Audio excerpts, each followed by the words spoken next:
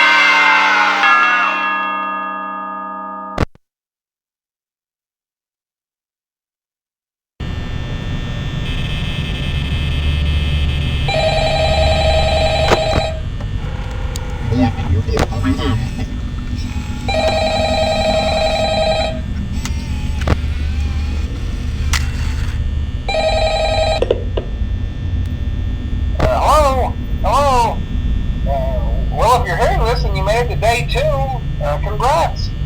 I won't talk quite as long this time since Freddy and his friends tend to become more active as the week progresses.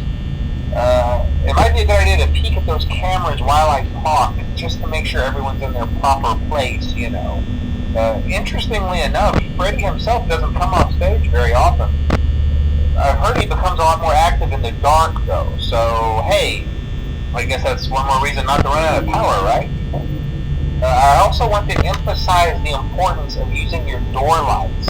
There are blind spots in your camera views, and those blind spots happen to be right outside your doors. So if you can't find something or someone on your cameras, be sure to check the door lights. You might only have a few seconds to react. Not that you would be in any danger, of course. I'm not implying that. Also, check on the curtain in Pirate Cove from time to time. The character in there seems unique in that he becomes more active if the cameras remain off for long periods of time. I guess he doesn't like being watched. I don't know. Anyway, I'm sure you have everything under control. Talk to you soon.